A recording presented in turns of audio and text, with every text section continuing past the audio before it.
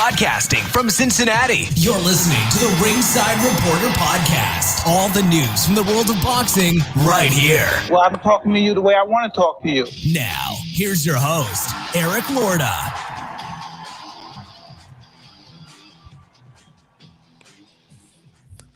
And we are live. Welcome to the Ringside Reporter Show, where we talk about the latest boxing news. If it's related to boxing, we'll talk about it here.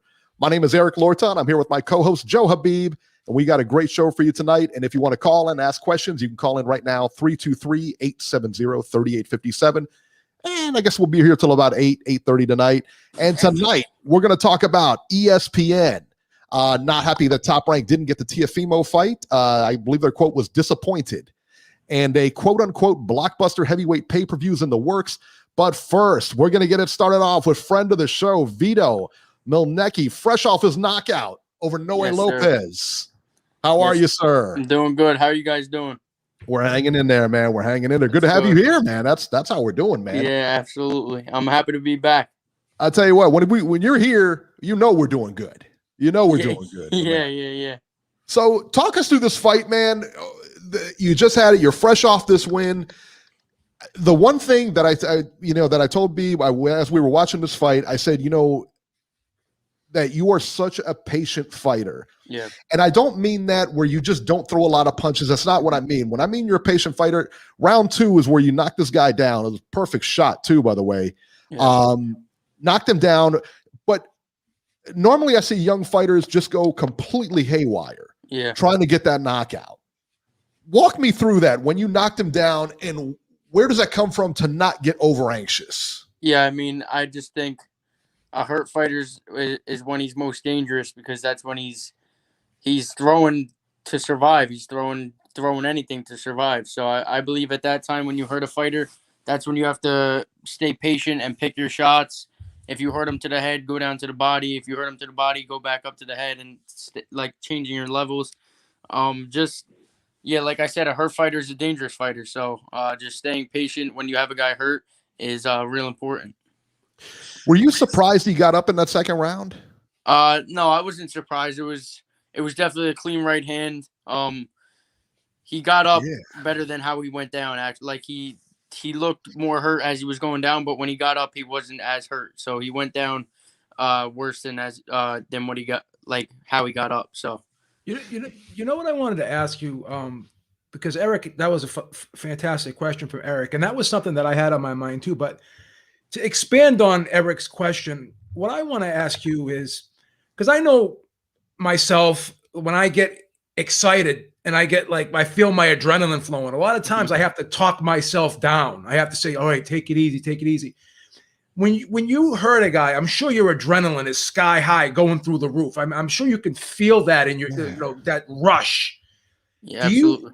Now, is that instinctive that you're just trained? You've already instinctively trained yourself to be calm and be patient, or do you have to kind of talk yourself down like I do, or most people do? Because I know sometimes, like when I get excited, I'm like, okay, Joe, just take it easy, take it easy, take it.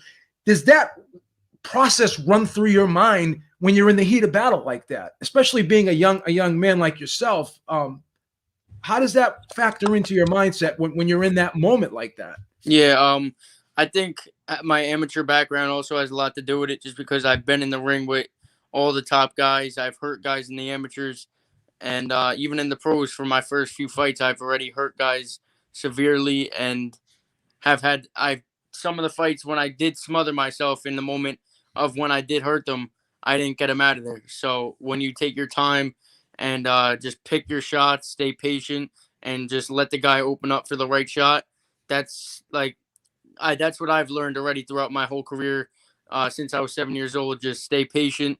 I'm a thinker in the ring, so me being patient helps me. So obviously a lot of young guys, a lot of young guys aren't used to staying patient because they're used to 3 rounds, 3 minutes, where they have to be real quick in terms of their punch output. But I also, my punch percentage landing was like 58%. And so no wasted punches, just that's how I always was, though, just real patient with my shots. I'm poised, and my last fight I felt great. I felt great in there.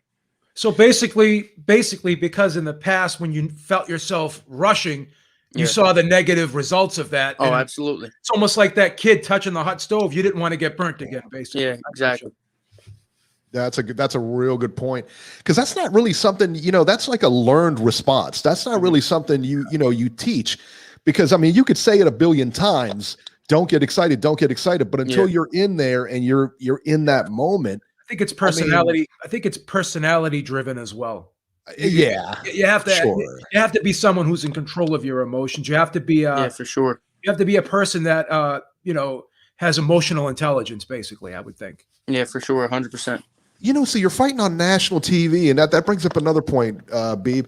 Vito, you're fighting on national TV. When you came out to the ring, and I've noticed this since I've been watching you, when you come out to the ring, you're not smiling. You're completely engaged. It's like the moment you never see. It's like you never have a big moment in there, in the sense that, like, he's stoic. He's very stoic when he comes. Right. The moment never overtakes you. You are always honed in. You are always focused. It's amazing. Yeah. I mean, where does that come from? I mean, how do you get, it's one thing to be patient in the fight, but how do you not let your emotions get the best of you coming into the fight?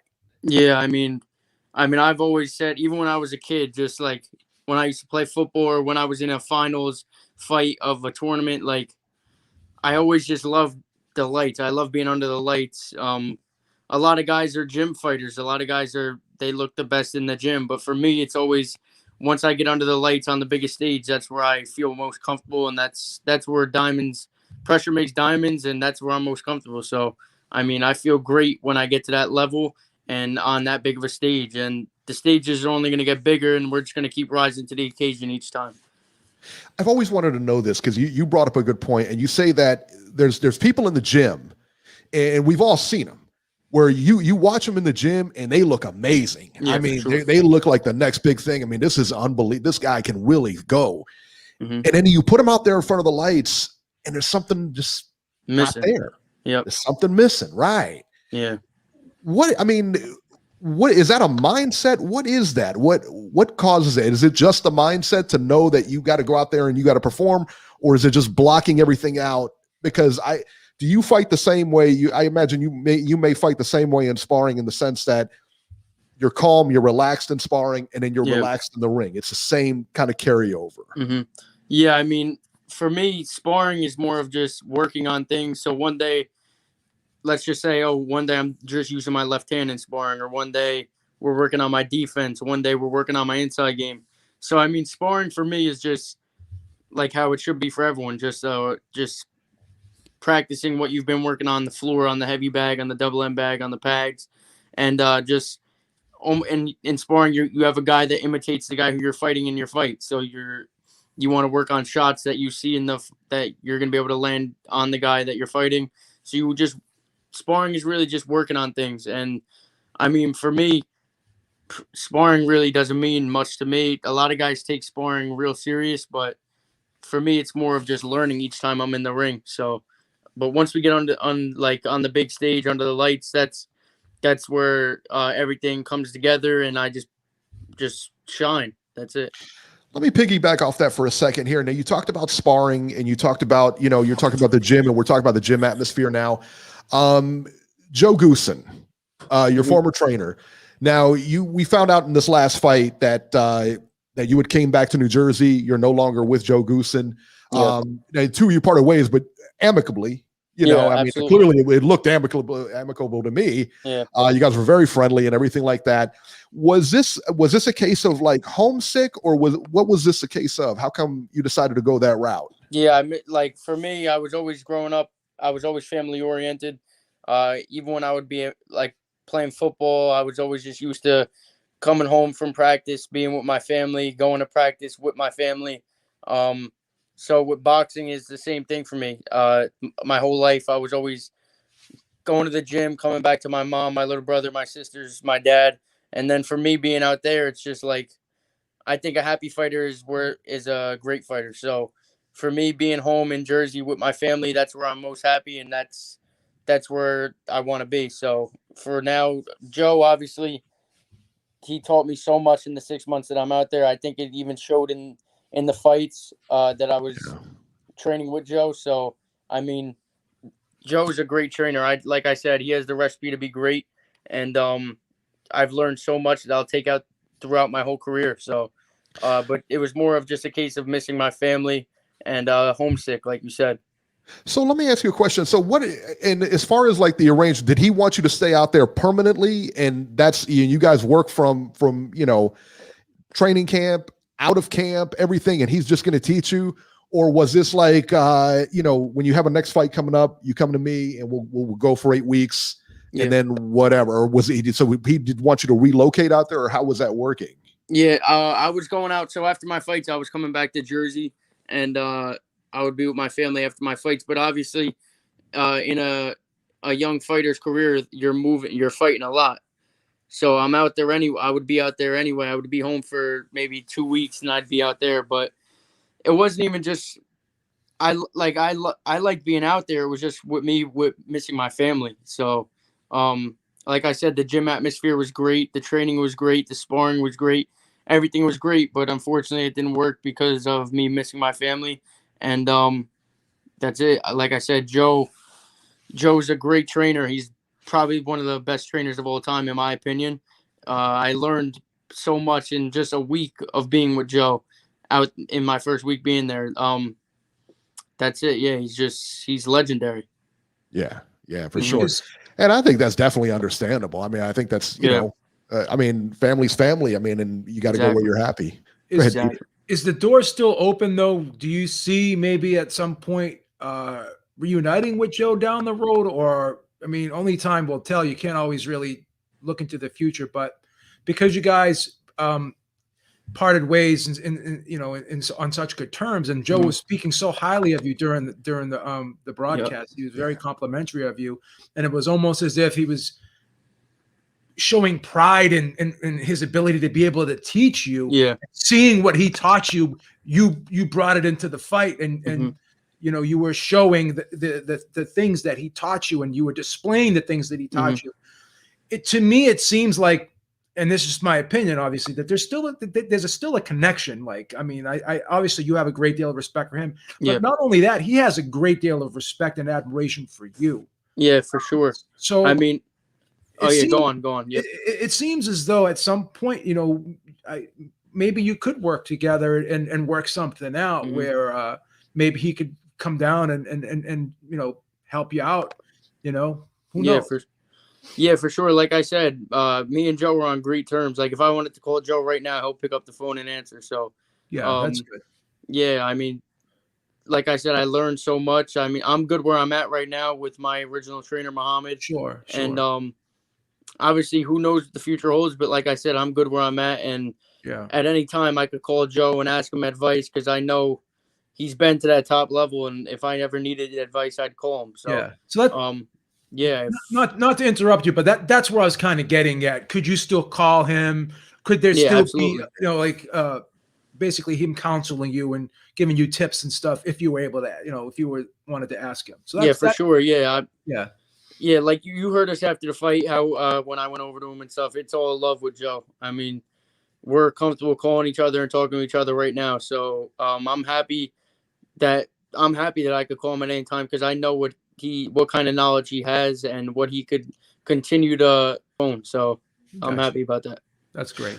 Well, and I think that shows a lot of maturity too. I mean, just on your part to know, to go to him and say, hey, I'm not feeling comfortable out here. I'm not feeling that. I got to go back to New Jersey. It's nothing you did. It's me. I got to go back. I miss my family, whatever. Yeah. And for you to still maintain that relationship with him, I think it's unbelievable. I think it's great. For sure. I mean, a lot of people would have handled it different. Yeah, this happened 2 weeks before my last fight. So, I left California 2 weeks before my fight, and then came back to Jersey, trained the last 2 weeks with my original trainer, and then we headed back out to LA for the fight. So, yeah. Wow.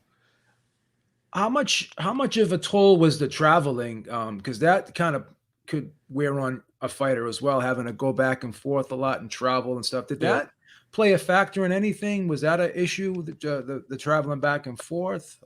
Yeah, I mean, obviously, having the right team around me, they were setting up my training at the right times. My dad was cooking great food for me to make weight. My mom, obviously, too. and my trainers were giving me the right schedule to actually stay on the right time in terms of being on the LA time still while I was in Jersey.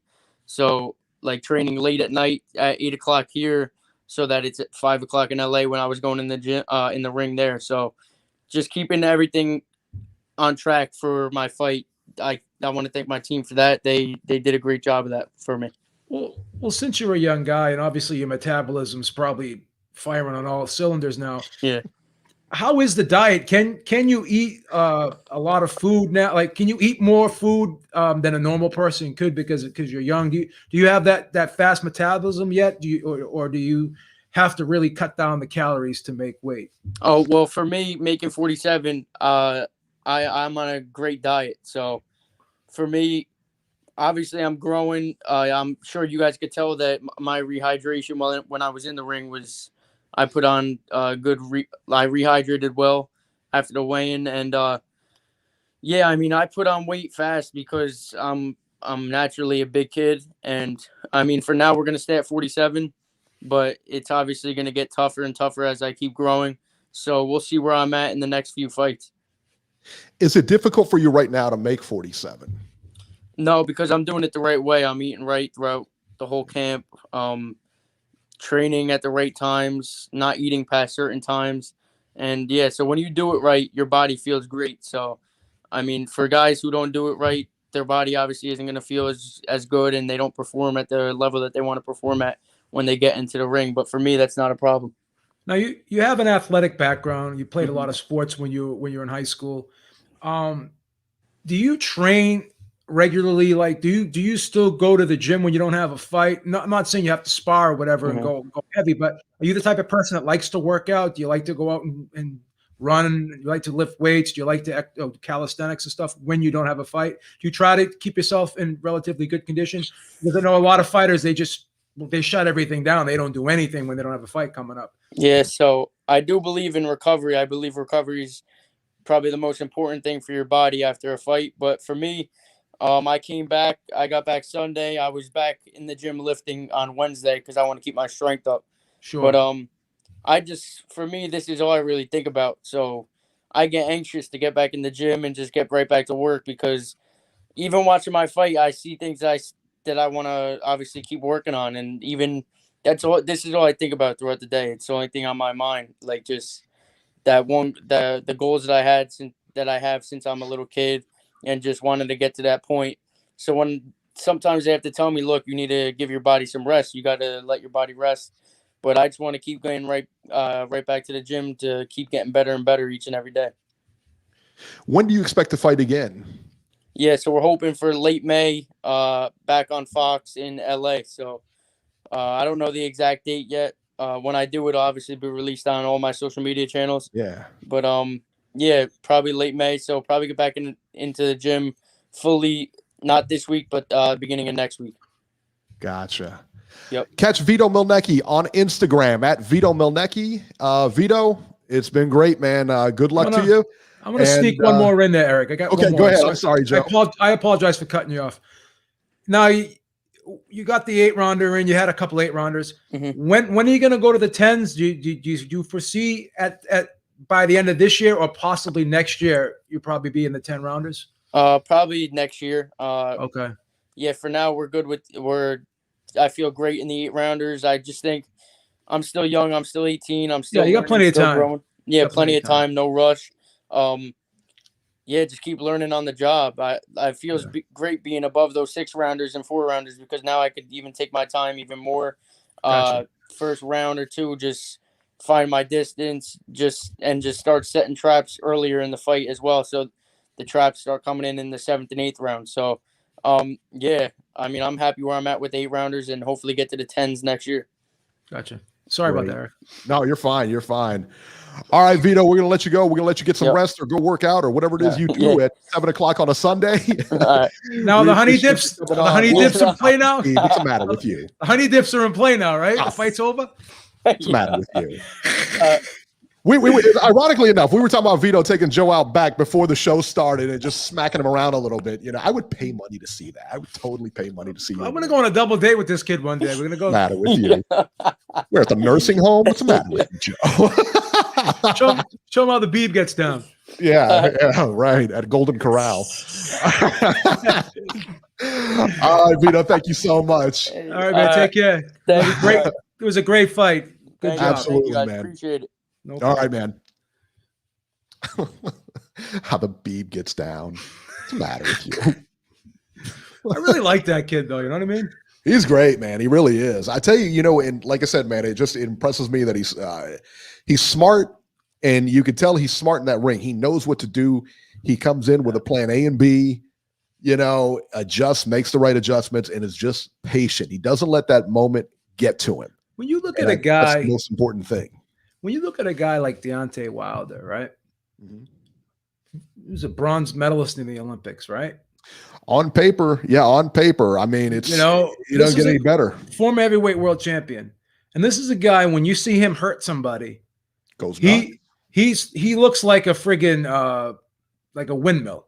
Yeah, going crazy, like throwing punches. Like it just doesn't look pretty. It just he looks very unrefined and unpolished and just really wild in there. And then when you see a young kid like this, who's 18 years old, and you compare that with a guy who's 32, 33-ish, now he's 34. But at the time, he was doing that for a great period of his career, and he's still doing it now. 34, still doing that, right?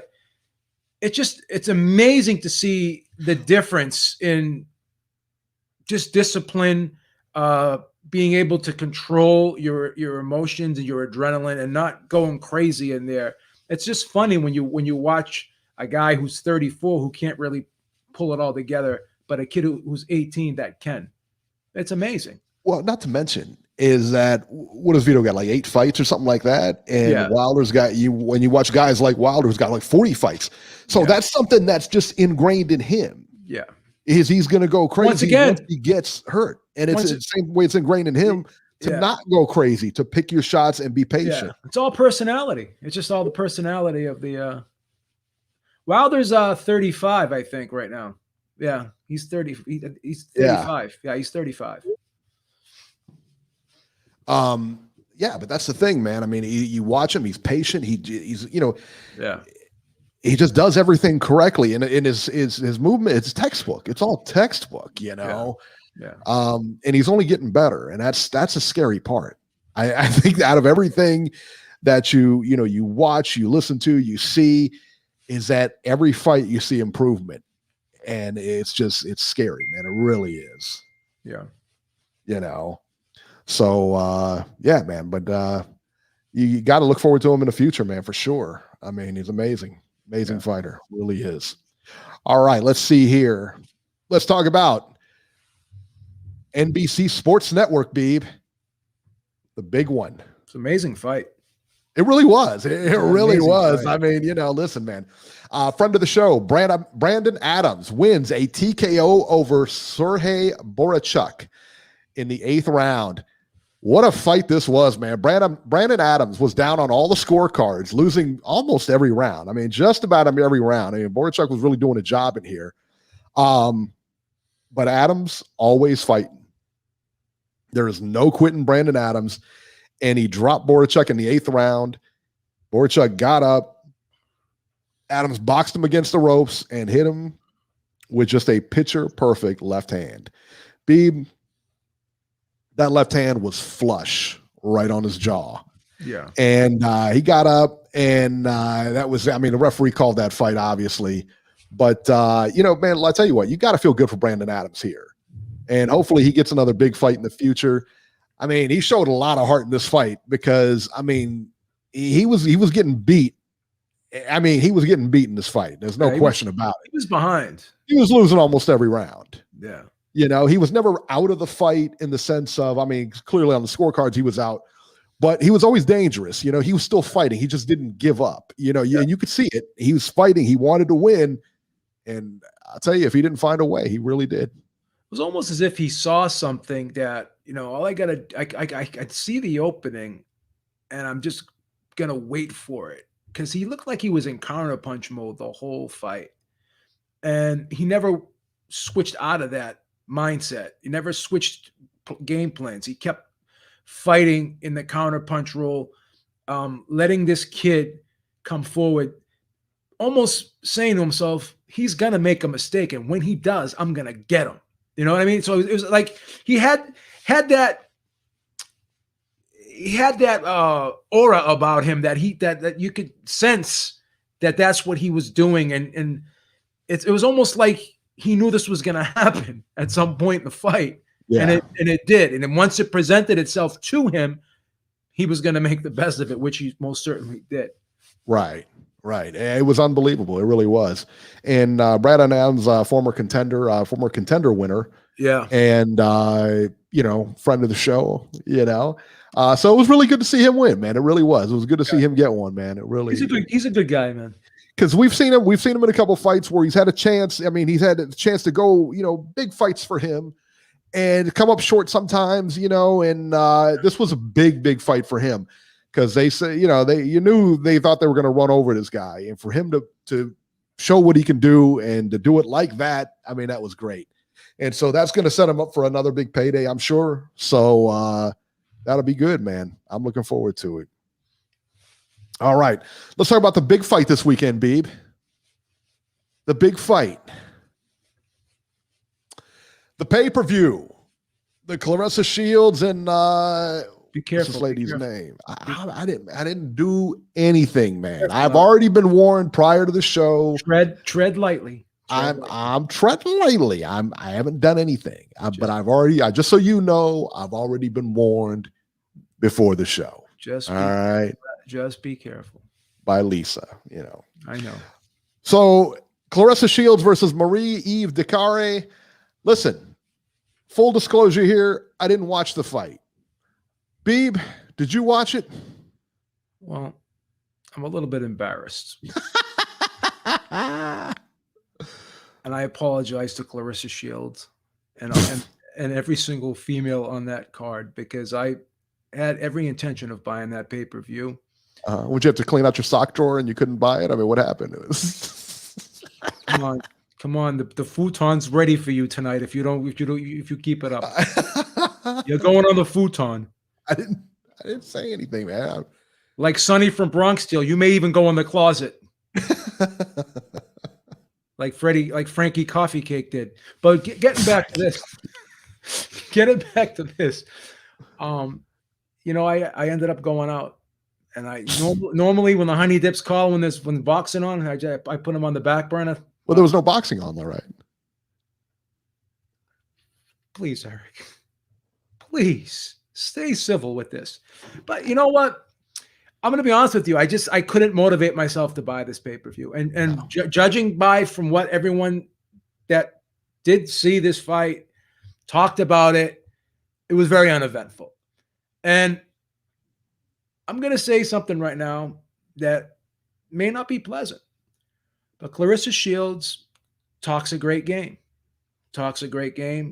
As a sense of, dare I say, entitlement, right? Obviously, very decorated amateur career. She kind of does. I got to be honest. She kind of does. Yeah. Two-time gold medalist. But I have to say this. I have never watched a Claressa Shields fight and said to myself, wow, what a fight this was. Wow, this was awesome. Like my eyes were like never glued to the TV anytime she's fought.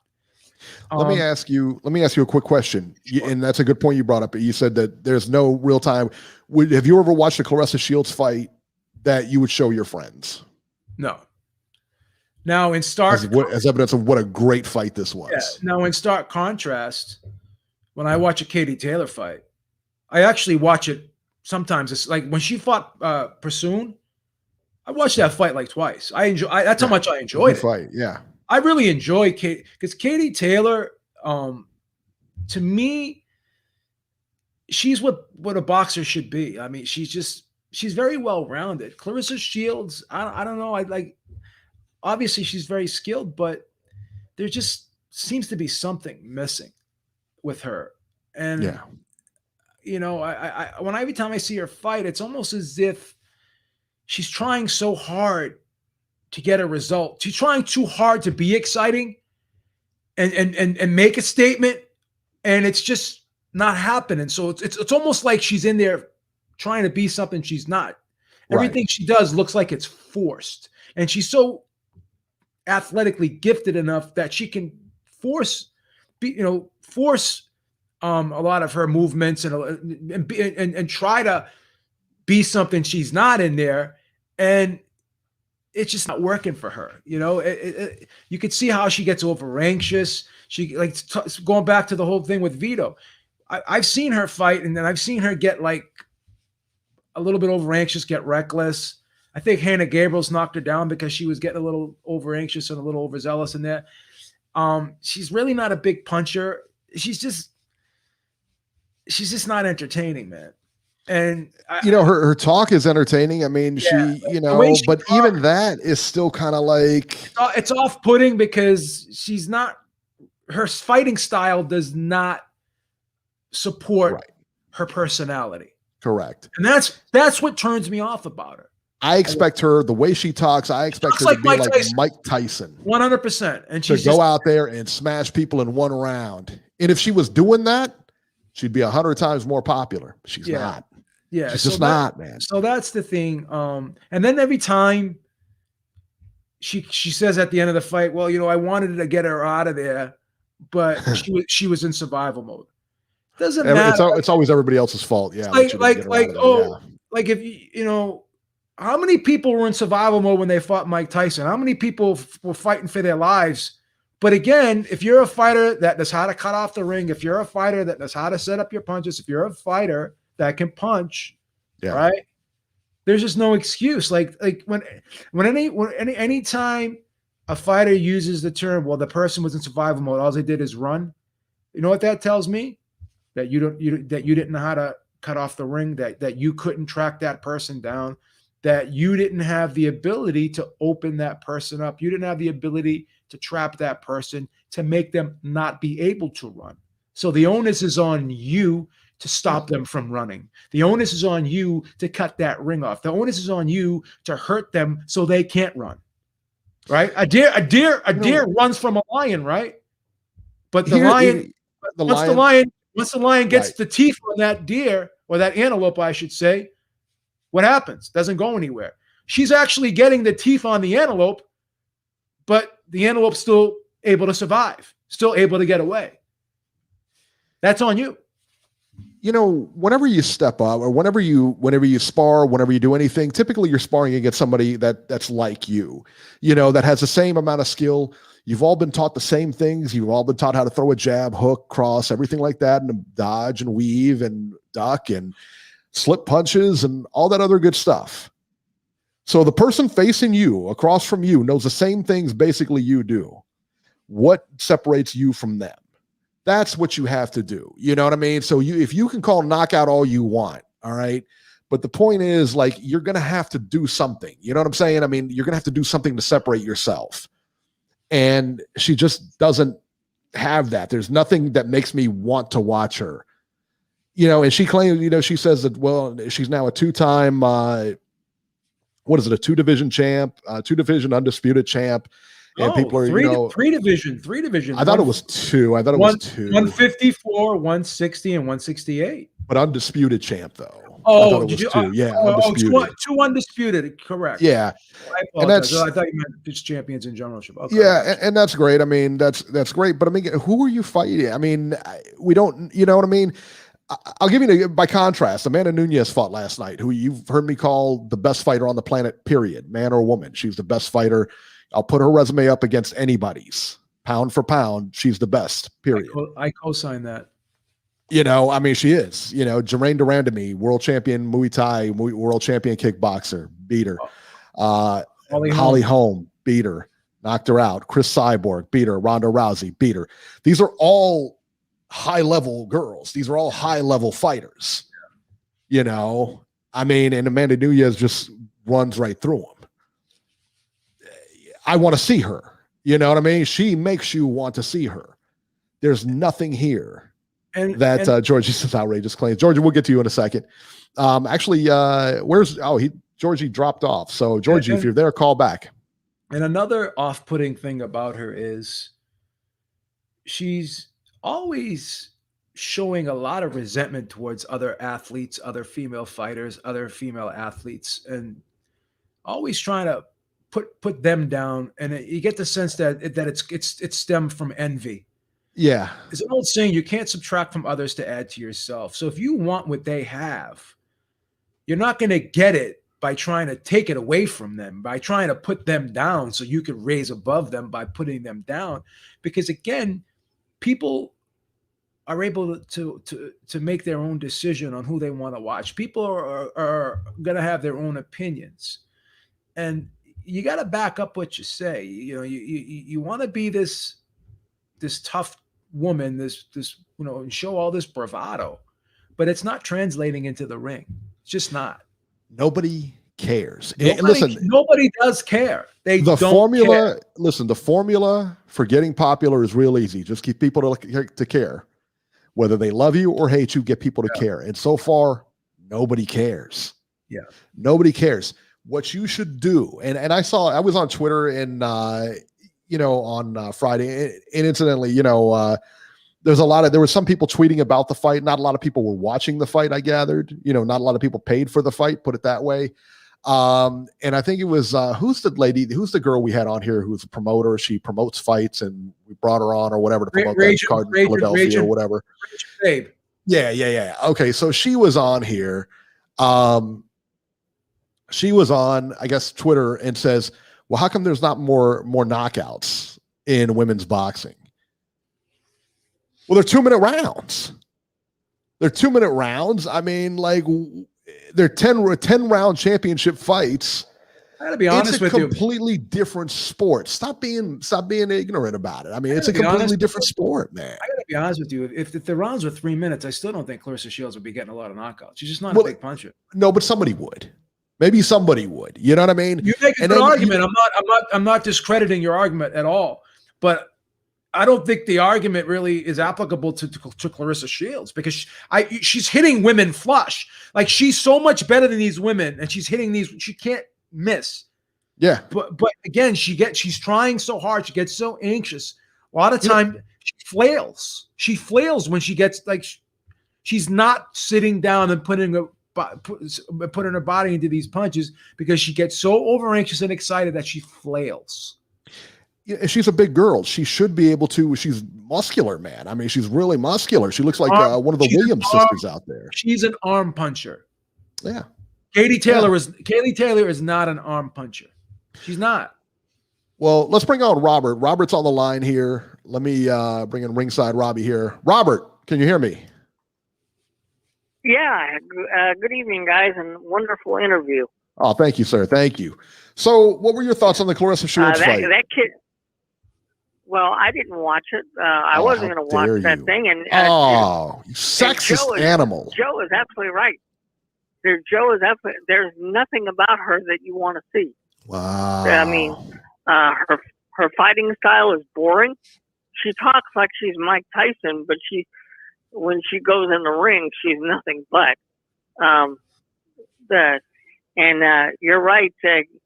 Now, could you imagine, guys, if Katie Taylor was the headliner of that pay-per-view? It probably would have done a lot better. Would have been promoted a lot differently. Who was promoting this? And that was the other thing. Fight TV had to go promote this, because I don't know if she has a promoter. Katie Taylor, Katie Taylor puts butts in the seats. Yes. And here's another thing, Robert. Clarissa Shields is basically a middleweight, and she's calling out Katie Taylor, Cecilia Brækhus, calling out lightweights and welterweights.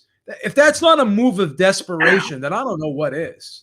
Well, it's interesting here. Let me jump in here for a minute. Hang on, Robert. Okay. So after the fight, and by the way, this was a complete blowout. It was 190 on all the cards. Everybody was surprised she didn't knock this lady out. The card landed 31 punches in the fight. How about that for a stat? 31 punches. After the fight, Shields called out Katie Taylor, but claims she must be paid paid at least $1 million to drop to 147. Called out Savannah Marshall for $500,000 or $700,000.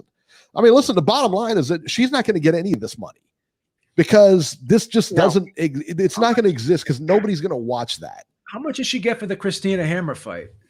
Not that. I don't know. Probably about three. Probably about three.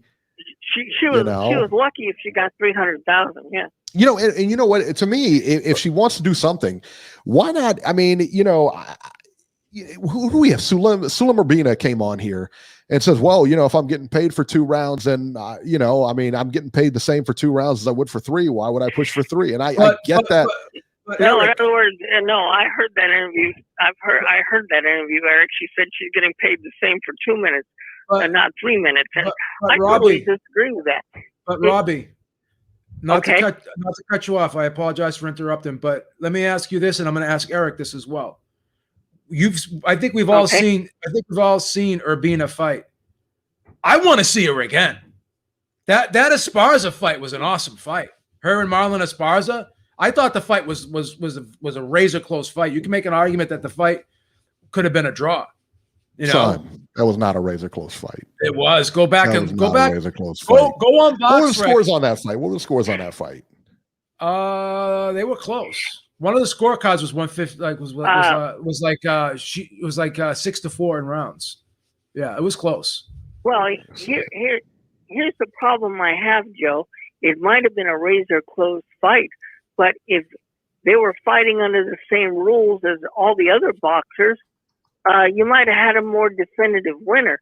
I mean, you hear about women's equality, women want this and women want that. Well, why should they have special rules when it comes to combat sports? You see Amanda Nunes fighting special rules because she's a female in UFC. No, you don't. I mean, if you're going to be a professional boxer, you have to fight under professional boxing rules, which means 3-minute rounds. Your championship fights need to be at least 12 rounds and be like all the other boxers. Start out at 4, go to 6, go to 8, go to 10, and do a professional boxing career. I don't know why females have to get specialized treatment and only fight 20-minute fights. Well, and again, I don't know that it's specialized. By the way, that Sulam Urbina fight, 2 judges had it 80-72 for Esparza. The other judge had it 78 to. I had it 74 or something like that. I had it 77-75, and a lot of people on Twitter had it the same, or they had it. Some people even had it a draw. Yeah, 2 judges had it a shutout though, so she ain't getting the fight again. I don't go by what the judges say sometimes, but again, that is the official thing. But she won't. She may get a rematch though, because again, that was a very entertaining fight. Right. Like she came on, in the second half, like she had some good moments in that fight. Why do none of them? I don't understand why none of the women recognize, or maybe they recognize it and they're just not going to step up. Why is it a fact of not stepping up or not recognizing that if I fight 3 minutes and if you make our 12 rounds 3-minute rounds, that we're going to be, how could you possibly think you're going to be held in the same standard when the rules are completely that much different? Well, if it's me, right, this is my mentality. Mm-hmm. If I want to be where someone else is at, what do? I look at what they did to get there, and I try to follow the same blueprint.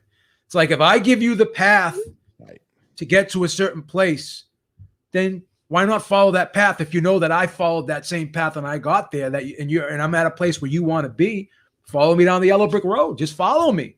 But they don't. If they want what the men have, then do what the men do. In the UFC, they're fighting they're fighting 5-minute rounds in the UFC. The females, they're not doing abbreviated rounds there. Their title fights are 5 rounds, just like the men. They do everything the men do, and some of them get treated. Some female fighters. I think Ronda Rousey was making more than a lot of the guys.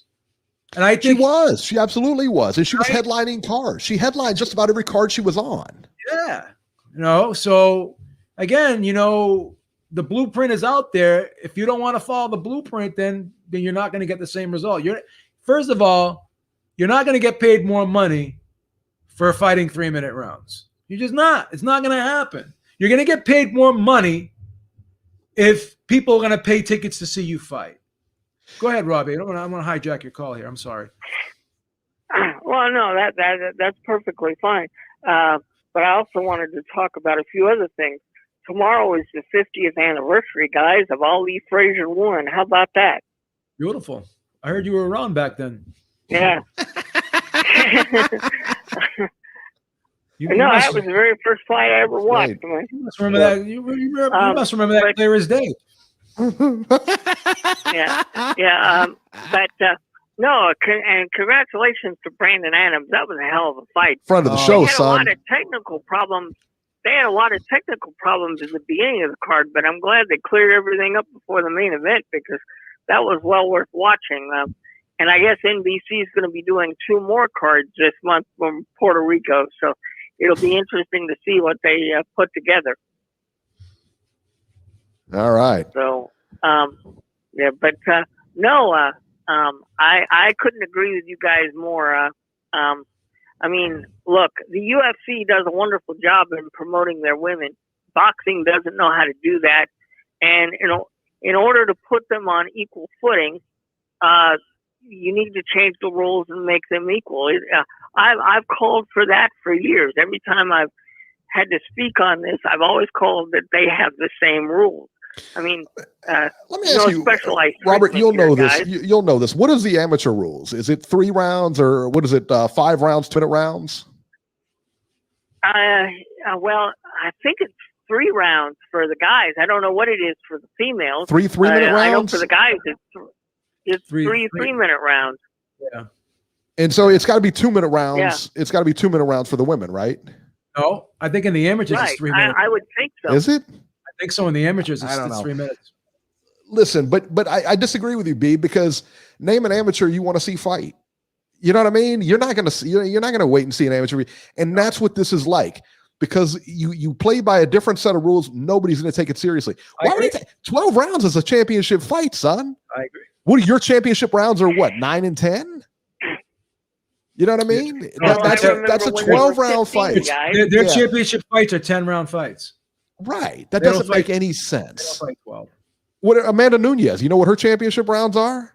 5 rounds. 5. They're not 3 rounds, they're 5 rounds. 5-minute rounds, just like She the doesn't guys. That's fight because 3 minutes a round. She fights 5 minutes a That's round. because every person in the UFC fights under the same rules. There's no special treatment there. I mean, Yeah, that's the boxing needs point. to wake up and do the right thing. Well, does boxing need to wake up, or do these girls need to wake up? Oh, it's the women, Robbie. Women got to right. wake up and demand They this. need to step up and say, "This is what we want. This is what we want." You want to start making money. You want to be considered equal.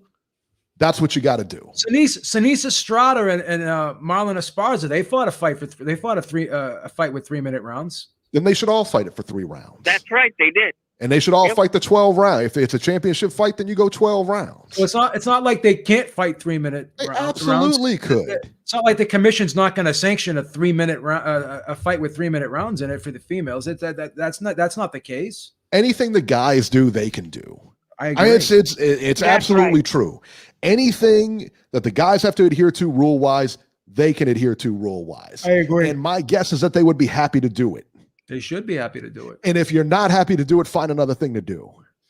That's Robbie's line. You have to quote Exactly. him. That's right. No. Yeah, that's right. It's a good line. It's a good line. All right, Robert, we're going to get running here, man. Thank you so much.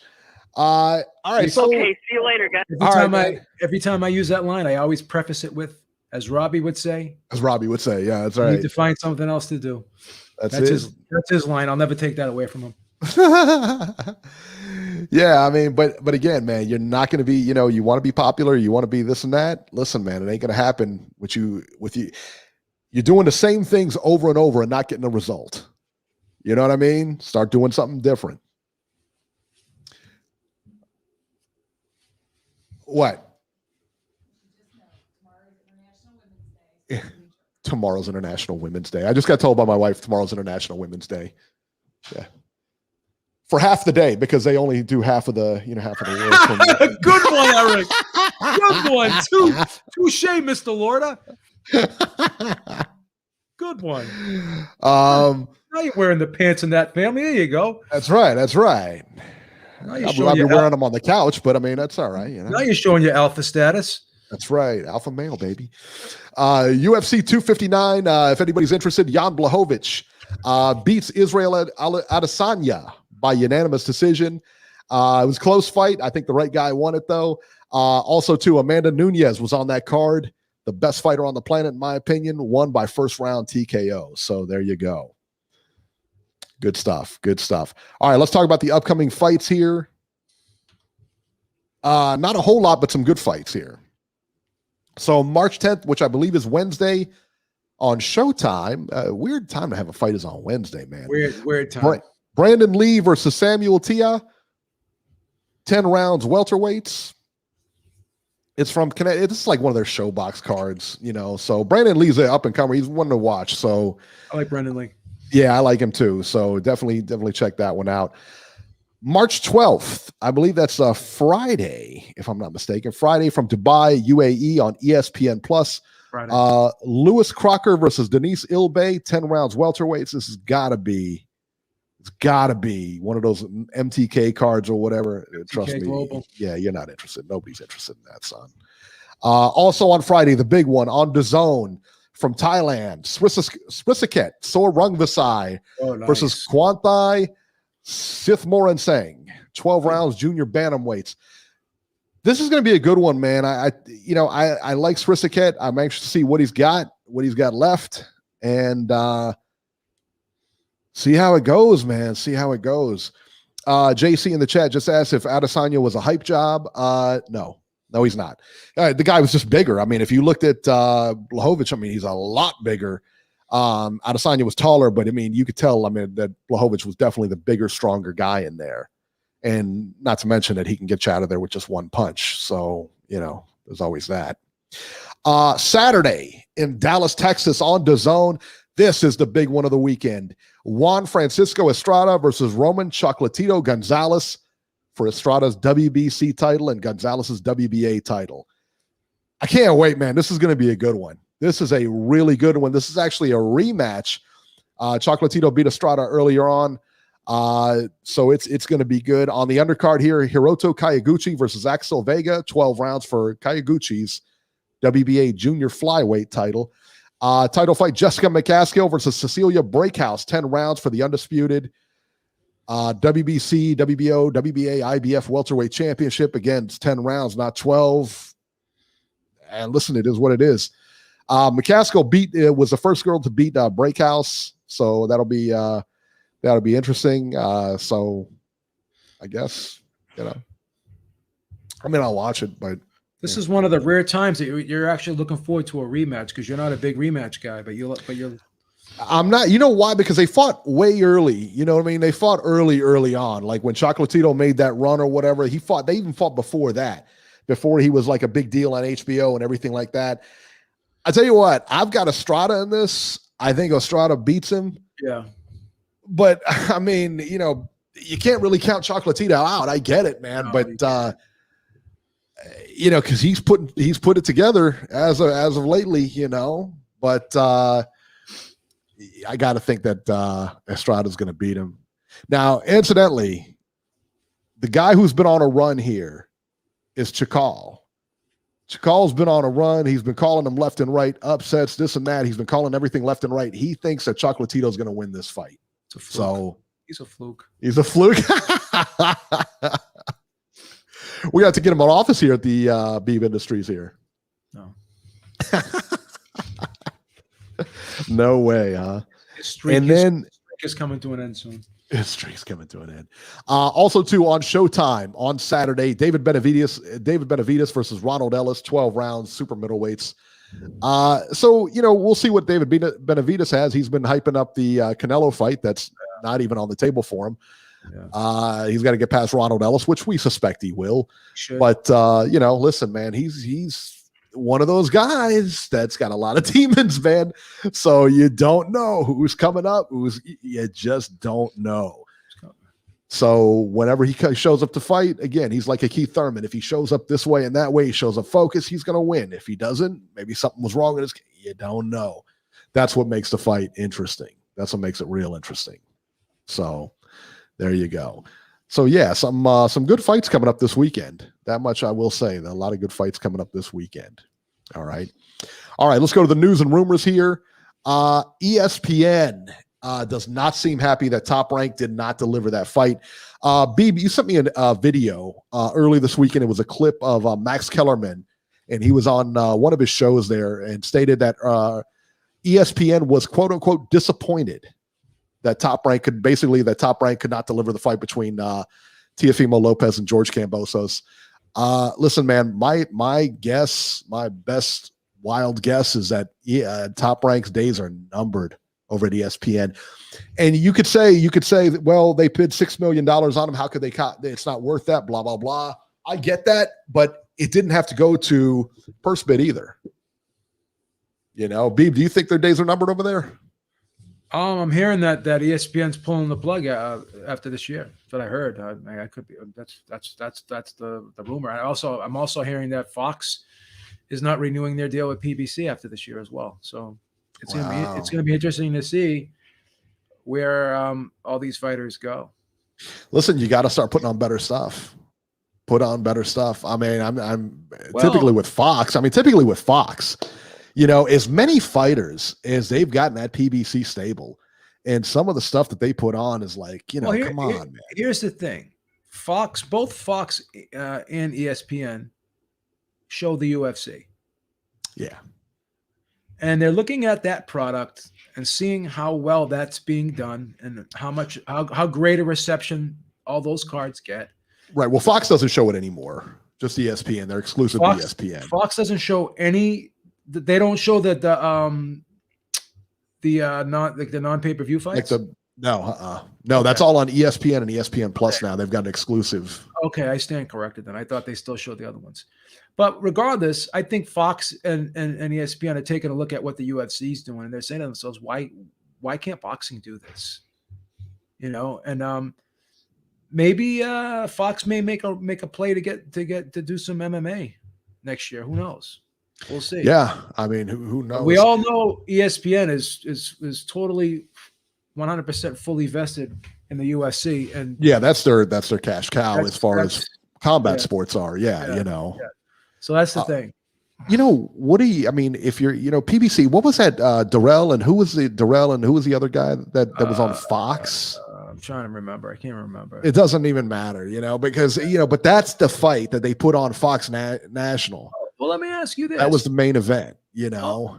All these excuses that boxing promoters come up with, right? Mm-hmm. Why is it any different with the UFC? Why is the UFC still able to do what they do? Oh, everyone's going to say, oh, well, because Dana White runs everything. They have to fight, or, you know, this and that. But once again, you know, the networks and the promoters can refuse fights. They can, you know, if a fighter wants to fight a specific fight, the promoter can say, you know what, go ahead and fight that guy. I'm not going to promote it. You know, so when you got you know the PBC allowing these guys to fight who they're fighting and paying them handsomely to do so, not holding their feet to the fire to make sure that they fight better fighters, then it's their fault, not the fighter's fault. More so, I mean, it's both of their faults. But you know, the networks are getting sick of it, and the people in charge, like Al Heyman, Bob Arum, or whatever, Bob Arum is stepping up, and he's kind of saying, well, you know, I want better fights, and if you know, and if you know, you don't try to fight a better opponent, I'm not going to pay you premium money to fight lower level opponents. And you know, the direct opposite of that is the PBC. They are paying premium money for these guys to fight less than stellar opponents, right? So they're doing it to themselves. They can't sit there and say, why is boxing where it is right now? Why can't we get ahead? Why can't we go mainstream? Why are we still a niche sport? You know, I just take a look at the PBC's blueprint, and it's pretty self-explanatory why boxing is where it is. The fact that they put that as a main event on Fox, on, you know, the national TV, not even on Fox Sports, national TV, you put that fight on Fox, it was awful. It was awful because nobody knows. I mean, you know what I mean? There wasn't anything that would appeal to anybody about that fight. Nothing. Nope. You know, and I mean, it is what it is, you know, and, you know, so if they get canceled from Fox, you know, you'll know why. You know, for as much talent and everything that is They have so much talent everywhere, and that's what you're coming up with. ESPN has come up with better fights. In fact, Josh Ramirez and Josh Taylor is set for May 22nd. That fight will be on ESPN, not ESPN pay-per-view, but ESPN. So that's a good fight, Beeb. Yeah. Great fight. Really good fight. And again, this is what Top Rank's doing. They're putting on these great cards now, Yeah. They're doing better. It's not great, but it's better. So this blockbuster pay-per-view, and none of this has been confirmed yet, but this is the rumor floating out there. And I got to believe it's probably going to happen. I mean, I would be shocked. Chris Arreola versus Andy Ruiz apparently will land on a pay-per-view. Really? I mean, that's like in Clarissa Shields territory, man. Inexplicable. I'm not watching that fight because I know it's not going to have. I know the undercard can't be that good. You know why I know that? Because that's the headliner, son. Yeah. Arreola and Ruiz are the headline in that thing. Why in the world would you put that fight on pay-per-view? What sense does that make? I mean, for real, like why and what on earth about that fight screams pay-per-view? Really? Nothing about that fight screams pay-per-view. You got to be kidding me. Nothing about that fight. That is an awful fight. Listen, that's a great fight. That's a good fight for Andy Ruiz. It's a good comeback fight. I get it.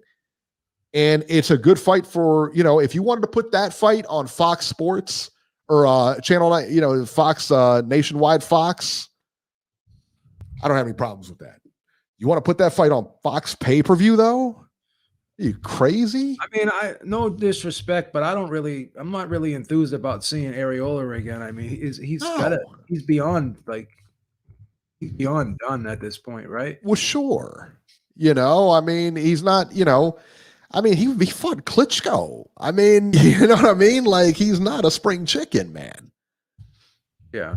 How old is he? He's got to be close to 40. Got to be close to it.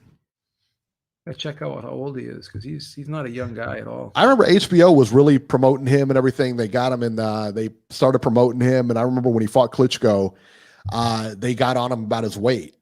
And he was like, I train, I should be able to eat whatever I want to eat, and just completely ate his way out of the title picture. Yeah. Yeah. This is unreal. This is, so Devin Haney and Vasyl Lomachenko are going at it on Twitter. Devin Haney was tweeting. He says, "Where's Loma at?" Loma says, "Hey, I'm right here. I'm waiting for you guys to decide on a real fight, not a Twitter fight." And so they're going back and forth on Twitter, and they basically said, "Hey, I'm ready to go.